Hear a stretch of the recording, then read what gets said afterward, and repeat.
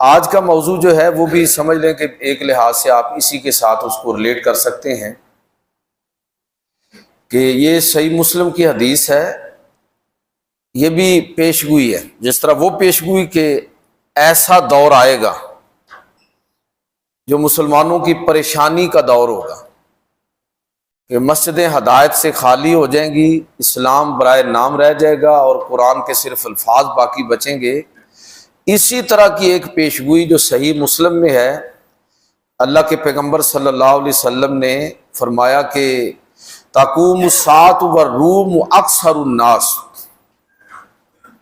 آج کے ماحول کے اندر اس حدیث کو ذرا سمجھنے کی کوشش کریں کہ قیامت سے پہلے حضور نے فرمایا کہ رومی جو ہیں دنیا کے اندر کثرت کے ساتھ پھیل جائیں گے، ہر طرف ان کا غلبہ ہوگا۔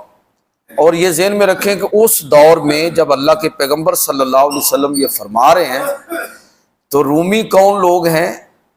ظاہر مسیحی ہیں، اور آج کے دور کا جو یورپ ہے بالخصوص، یہ سارے کا سارا، امریکہ تو دریافتی بعد میں ہوا نا، لیکن ظاہر ہے کہ یہ لوگ بھی اہل یورپ میں ہی شمار ہوں گے کہ یہیں سے یہ لوگ جا کے وہاں پر آباد بھی ہوئے اور دیگر علاقوں سے بھی۔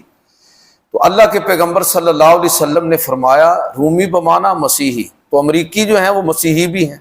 اور آپ نے ابھی سوشل میڈیا پر وہ تصاویر دیکھی ہوں گی کہ ڈونلڈ ٹرمپ نے کوشش کی ہے، ابھی بھی کوشش میں ہے کہ کسی طرح اس جنگ کو مذہبی جنگ بنایا جائے۔ باقاعدہ وائٹ ہاؤس کے اندر جو ہے نا وہ عیسائی پادریوں کو بلا کے ان سے دعائیں لی گئی ہیں۔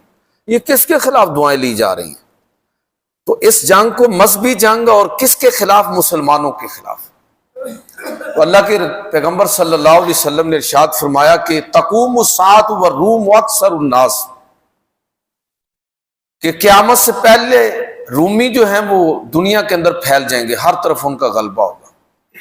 یہ حدیث جو ہے نا، یہ بیان کرنے والے، یہ صحیح مسلم کے اندر حدیث ہیں، یہ حدیث ایک مجلس کے اندر حضرت مستورد کرشی رضی اللہ تعالیٰ عنہ جو اصاغر صحابہ میں ہیں انہوں نے بیان کی۔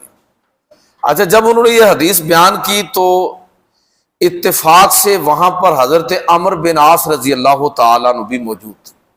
یہ بڑے نامور صحابی ہیں، اور سیاسی اپروچ کے حوالے سے عرب کے جو چند بڑے دماغ ہیں ان میں ایک عمرو بن عاص کا شمار ہوتا ہے کہ بڑی دور کی، یہ فاتح مصر بھی ہیں، تو بڑی گہری بصیرت اور بڑی گہری نظر تھی ان کی۔ تو انہوں نے جب یہ حدیث سنی، مجلس میں موجود تھے، تو حضرت مستورد رضی اللہ تعالیٰ عنہ سے مخاطب ہو کر کہنے لگے کہ دیکھو تم کیا کہہ رہے ہو،